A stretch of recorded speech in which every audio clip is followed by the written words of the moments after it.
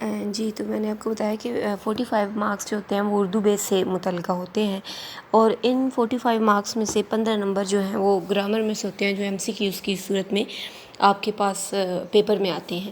اس کے علاوہ 20 نمبر جو ہیں وہ آپ کے مضمون نویسی کے ہوتے ہیں۔ مضمون آپ نے ایک لکھنا ہوتا ہے ایک ٹاپک کے اوپر، اور اس 20 نمبر ان کے علاوہ 10 نمبر کا آپ کے پاس جو ہے وہ خط آتا ہے۔ اب یہ جو اردو بے کا آپ کا سیلیبس ہے، اس میں سے آج ہم انشاءاللہ جو ہے وہ خط کے بارے میں تھوڑا سا پڑھیں گے۔ خط آپ کے پاس ایک بہت اچھی اپرچونٹی ہے۔ ویسے تو آپ کا جو پیپر ہے یہ سب سے لاسٹ والا کویسچن جو ہے وہ آپ کے پاس خط کا ہوتا ہے، اور بعض دفعہ ایسے ہوتا ہے کہ خط کی جگہ پر جو ہے وہ ابیتی بھی آ جاتی ہے، لیکن جو عام طور پر مشاہدہ ہے اور جو میرے ایکسپیرینس کے مطابق وہ یہ ہے کہ ابیتی جو ہے وہ اگر آپ پچھلے 9-10 سالوں کے پیپر اٹھاتے ہیں تو 1-2 پیپرز ایسے ہوں گے ان سالوں میں جن میں سے جو ہے وہ ابیتی کا کویسچن ہو خط کے بجائے۔ موسٹلی جو ہے وہ خط کا ہی کویسچن ہوتا ہے، اور کبھی یہ ہوتا ہے، کبھی کبھار یہ ہوتا ہے کہ ابیتی آ جاتی ہے، یعنی کہ ان کے اندر چوائس نہیں ہوتی، ان میں سے جو ہے وہ کوئی بھی ایک آ جاتی ہے، لیکن زیادہ 90% چانسز جو ہیں وہ خط کے ہی ہوتے ہیں۔ اس وجہ سے پہلے جو ہے وہ ہم خط کو کرواتے ہیں، اور لیکن ابیتی بھی ہم انشاءاللہ ضرور بعد میں کریں گے۔ ابھی تھوڑا سا ہم جو ہے وہ خط کا تعارف لیتے ہیں۔ 10 نمبر پر آپ کا جو ہے وہ 10 نمبر کا یہ کویسچن ہوتا ہے خط کا۔ کوئی ایک آپ کو کہا جاتا ہے کہ فلاں شخص کو خط لکھیں کسی بھی ٹاپک پہ، کوئی ایک ٹاپک آپ کو دیا جاتا ہے۔ اب جب آپ خط لکھتے ہیں تو خط جو ہے وہ 2 بیسیکلی حصوں پر مشتمل ہوتا ہے۔ ایک حصہ جو ہے وہ اس کے آپ کہہ لیں کہ فریم ہے ایک چیز، ٹھیک ہے، ایک حصہ جو ہے وہ اس کا فریم کہلاتا ہے، اور دوسرا حصہ اس کی باڈی آپ کہہ لیں گے، ایک باڈی ہے اس کی۔ باڈی کو آپ جو ہے وہ نفس مضمون بھی کہہ سکتے ہیں۔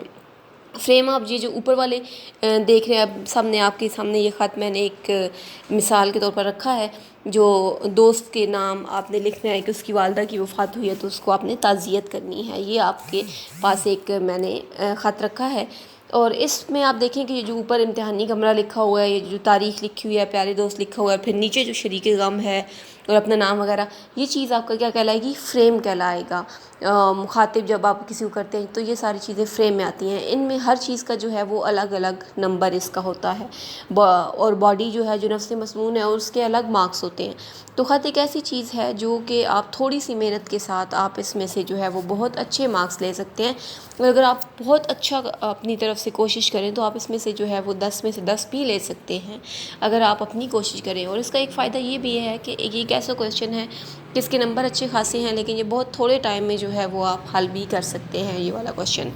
تو خط جب ہم شروع کرتے ہیں بچوں، تو خط شروع کرنے میں سب سے پہلے جو ہے وہ آپ دیکھیں کہ اوپر اس خط میں سب سے پہلے آپ اپر رائٹ اپر کارنر پہ آپ دیکھیں کہ آپ کے پاس لکھا ہوا ہے امتحانی کمرہ۔ یہاں سے ہمارا جو ہے وہ کوئی بھی خط ہوگا تو وہ یہاں سے امتحانی کمرہ سے شروع ہوگا، اور جب آپ امتحانی کمرہ لکھیں گے تو کچھ بچے جو ہے وہ کمرہ امتحان بھی لکھتے ہیں، کچھ بچے نہیں بلکہ موسٹلی بچے جو ہے وہ کمرہ امتحان لکھتے ہیں۔ کمرہ امتحان، کمرہ جو ہے وہ آپ کے پاس پرتگالی لفظ ہے، ٹھیک ہے، پرتگالی زبان کا لفظ ہے، اور یہ نہ تو عربی کا لفظ ہے اور نہ ہی فارسی کا لفظ ہے۔ اس وجہ سے ہم جب کمرہ امتحان لکھیں گے تو وہ ایک ترکیب بن جائے گی۔ ترکیب مطلب جہاں پہ آپ 2 لفظ اکٹھے کر رہے ہوتے ہیں، جیسے صبح و شام، نالہ دل، اس طرح کے جب آپ 2 لفظ مرکب اضافی یا ترکیب کے طور پر استعمال کرتے ہیں تو اس کے لیے ضروری ہے کہ دونوں لفظ جو ہیں وہ ایک زبان کے ہونے چاہیے، لیکن کمرہ چونکہ پرتگالی ہے اور امتحان جو ہے وہ اردو زبان کا لفظ ہے، تو اس وجہ سے ہم ان کو کمرہ امتحان نہیں کر سکتے بلکہ ہم ان کو امتحانی کمرہ کریں گے۔ اور کمرہ بھی دیکھیں یہاں پر الف کے ساتھ کمرہ لکھا ہوا ہے۔ بچے اکثر کیا کرتے ہیں، گول والی جو ہے ہوتی ہے اس کے ساتھ کمرہ لکھتے ہیں، اور جبکہ میں نے آپ کو بتایا کہ کمرہ جو ہے پرتگالی زبان کا لفظ ہے، اور پرتگالی زبان میں جو ہے وہ ہے کا کوئی کنسیپٹ نہیں ہے، اس وجہ سے پرتگالی میں الف موجود ہے، ہے نہیں ہے، تو ہم کمرہ کے آگے جو ہے وہ ہمیشہ الف ہی لگاتے ہیں، ہے کا لفظ استعمال نہیں کرتے۔ تو اب آپ نے مرکزی امتحان کا بے شک آپ لفظ استعمال کر دیں، امتحانی کمرہ کا لفظ استعمال کر دیں، لیکن کمرہ امتحان کا آپ نے لفظ جو ہے وہ آج کے بعد استعمال نہیں کرنا، ٹھیک ہے۔ تو جب آپ امتحانی کمرہ درست لکھ دیں گے تو اٹس مین کہ آپ کا ایک نمبر پکا ہے۔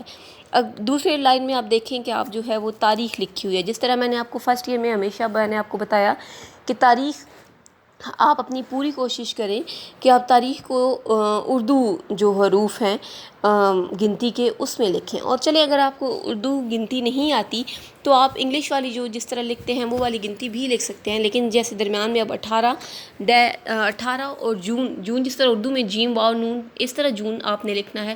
دوسری طرح یہ نہیں کرنا کہ جو ہے وہ 18/6/2020 اس طرح سے آپ نے تاریخ نہیں لکھنی، بلکہ یہاں پہ جس طریقے سے لکھی ہوئی ہے کہ 18 جون 2020 اور 2020 کے آگے آپ نے جو ہے وہ حمزہ کا سائن آپ کا آئے گا. ٹھیک ہے، تو یہاں پہ آپ کا جو ہے وہ دوسرا نمبر پکا ہو جاتا ہے جب آپ تاریخ جو ہے وہ صحیح سے لکھتے ہیں.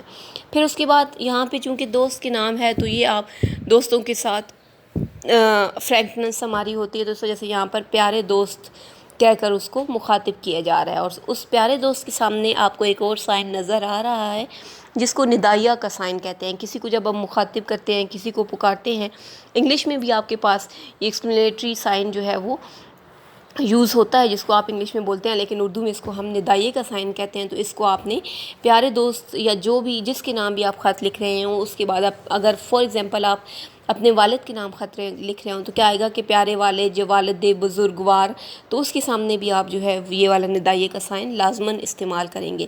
پھر اسی کے ساتھ آپ کو نظر آ رہا ہوگا السلام علیکم ورحمۃ اللہ.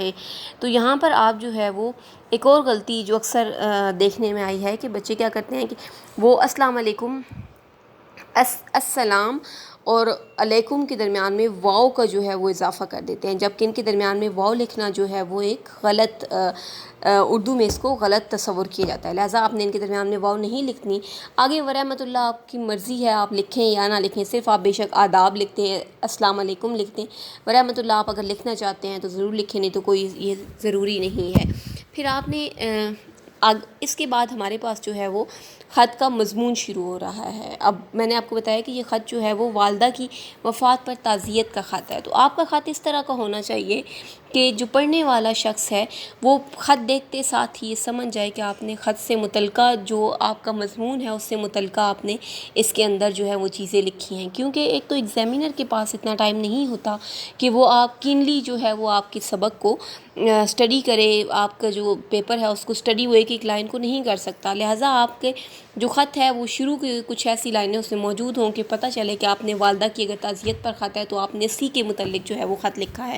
یا شروع میں آپ جو ہے وہ انا للہ و انا الیہ راجعون یہ والی بے شک یا ہم اللہ کی طرف سے آئے ہیں اور ہمیں اللہ کی طرف سے لوٹ کے جانا ہے، شروع میں بے شک مارکر کے ساتھ آپ یہ چیز لکھتے ہیں تاکہ پڑھنے والے پہ یہ ایک اچھا جو ہے وہ اس کا آپ کا امیج جو ہے وہ اس پہ اچھا پڑ جائے. پھر آپ نے شروع میں جو ہے وہ دیکھیں کس طرح لکھا ہے کہ میں چند دنوں کے لیے اپنے ایک دوست کے گاؤں گیا ہوا تھا، آج ہی واپسی ہوئی. ظہر کی نماز کے لیے جب میں مسجد پہنچا تو وہاں ابو بکر سے ملاقات ہوئی. اس کی زبانی پتہ چلا کہ آپ کی والدہ اب اس دنیا میں نہیں رہیں. اچانک یہ المناک خبر سن کر بہت صدمہ ہوا. میں حیران تھا کہ وہ تو بالکل تندرست اور صحت مند تھی، پھر یہ اچانک حادثہ کیسے پیش آیا. ابو بکر ہی نے بتایا کہ انہیں صبح 8 بجے دل کا دورہ پڑا اور 15 منٹ کے اندر اندر وہ اس جہان فانی سے کوچ کر گئیں. اللہ تعالیٰ نے اپنی رحمت کے سائے تلے جگہ دے. عزیز دوست، اب یہاں پہ بھی عزیز دوست بھی دیکھیں جب اس کو کسی کو مخاطب کیا جا رہا ہے تو اس میں جو ہے وہ ندائیہ کا سائن انہوں نے استعمال کیا ہے. یہ جو سائن ہے ان کو ہم رموز و کاف بولتے ہیں. تو جہاں بھی آپ اپنی رائٹنگ ہوتی ہے جو آپ کی عبارت ہوتی ہے اس کے اندر آپ رموز و کاف کے جو سائن ہوتے ہیں ان کا بہت خیال رکھنا چاہیے، اسپیشلی اردو کے پیپر میں. جہاں پہ آپ کا جملہ ختم ہو رہا ہو وہاں پہ واضح طور پر آپ ختمہ کا نشان لگائیں. جہاں پہ سکتہ کا سائن آتا ہے وہاں پہ اس کو ضرور استعمال کریں. یہاں پہ جس طرح عزیز دوست، تو پھر اس کے بعد انہوں نے ندائیہ کا سائن جو ہے وہ استعمال کیا ہے. پھر وہ کہتے ہیں کہ موت ایک ایسی حقیقت ہے جسے کوئی جھٹلا نہیں سکتا. اس دنیا میں اللہ کے منکر تو مل جاتے ہیں لیکن موت کا منکر کہیں نہیں ملتا. جس زیرو نے سانس لیا اس نے موت کا ذائقہ ضرور چکھا. یہ اللہ کا فیصلہ ہے. ارشاد ہوتا ہے کل نفس ذائقۃ الموت، ہر جاندار موت کا ذائقہ چکھے گا. تو اب یہاں پہ دیکھیں کہ وہ آیات کا بھی استعمال کیا جا رہا ہے. تو جو آپ کو آپ کے ٹاپک سے ریلیٹڈ اگر کوئی شعر اچھا ملتا ہے، معیاری شعر، غلط شعر نہیں لکھنا، معیاری شعر، اچھا شعر، آیت حدیث کسی چیز کا حوالہ آپ دینا چاہیں تو بہت اچھا ہے. It's well and good. آپ کی جو ہے وہ جو رائٹنگ ہے دیکھنے والے پہ اس کا اچھا اثر پڑتا ہے. اور یہاں پہ آپ دیکھیں کہ وہ شروع میں کس طرح بیان کر رہا ہے کہ یوں میں گھر میں نہیں تھا، اپنے دوست سے مجھے آپ کی والدہ کی وفات کے بارے میں پتہ چلا تو مجھے بہت افسوس ہوا. پھر وہ موت کی حقیقت کے بارے میں لکھ رہا ہے کہ موت جو ہے وہ لازماً آنی ہے. پھر آپ دیکھیں کہ وہ دوسرے میں وہ اس کے بعد دوست کی جو کہہ رہا ہے کہ تمہاری والدہ کا جانا ایک ناقابل تلافی جو ہے وہ نقصان ہے جس کا ازالہ ممکن نہیں ہے، لیکن پھر وہ اس کو صبر کی تلقین کر رہا ہے اور کہہ رہا ہے کہ تمہیں جو ہے وہ صبر کرنا چاہیے کیونکہ اللہ تعالیٰ جو ہے وہ صبر کرنے والوں سے راضی ہوتا ہے۔ تو یہاں پہ آپ نے اس طرح کر کے ایک خط جو ہے وہ آپ لکھیں گے، اور آخر میں آپ دیکھیں کہ وہ کس طرح کہہ رہا ہے، شریک غم، شریک غم کا لفظ کر کے آپ آخر میں اپنا نام بھی لکھ سکتے ہیں، ٹھیک ہے، آپ اپنا نام لکھتے ہیں شریک غم، اور آخر میں جو ہے وہ آپ دوسروں کے لیے گھر میں جو ہے وہ اہل خانہ کو سلام، اس طرح کے جملے جو ہیں وہ اب شریک غم سے پہلے اوپر دیکھیں کہ میں جلد آپ کے ہاں حاضر ہوں گا اور اہل خانہ کو سلام کہیے گا والسلام۔ تو یہاں پہ آپ نے اسی طرح سے یہ والا پیٹرن جو ہے وہ اپنے سامنے مد نظر رکھنا ہے اور اسی کے مطابق کام کرنا ہے۔ ماما ایک منٹ بیٹا، بابا کہہ رہے ایک منٹ بیٹا، مدان بس تھوڑی سی بات ہے۔